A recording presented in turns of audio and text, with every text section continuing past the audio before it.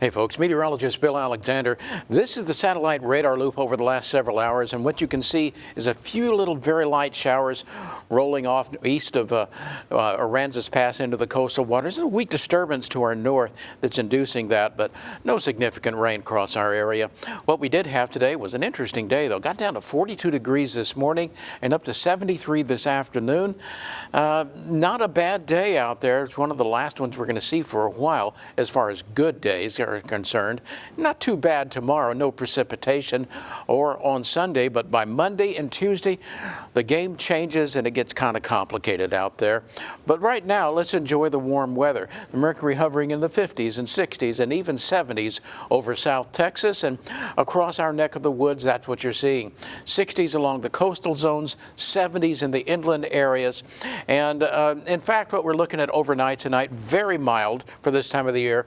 50s to around 60 degrees for your minimum temperatures.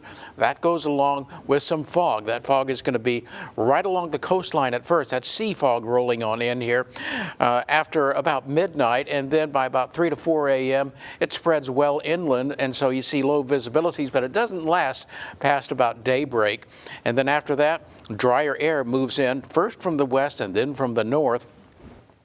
And you feel like temperatures are going to be very mild tonight. But watch what happens when the Arctic air comes in. Your Sunday morning is not your best friend. We're going to see the feel-like temperature from the middle to upper 20s, except along the immediate coastline.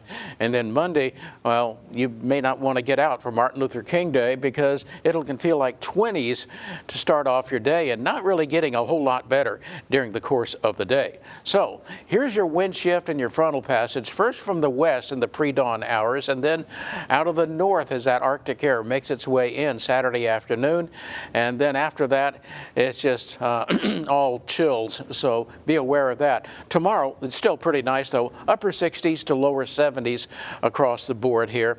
In fact, if you're going to the coastal waters, probably your last day for a while, be able to do that. Partly cloudy. There was that AM fog that you saw on that visibility map, and high in the mid-60s, still cool water at 55 degrees. It's going to get colder than that, though. It'll be in the 40s by Monday. North wind, the water temperature that is, north 10 to 15 knots, slightly choppy to occasionally choppy bays. 4 to 6 foot seas and a low rip current risk. So here comes that cold front making its way in here. That's Saturday about midday. And notice that the cold air, the isobar packing is well back to the north, so you get that cold advection later in the day, and then overnight it really gets cold as high pressure builds into the state and then it slowly eases east. As a coastal trough develops, notice that time, that's Friday afternoon or Monday afternoon, as you see that moisture spilling back across our area and already some mixed precipitation beginning to show up.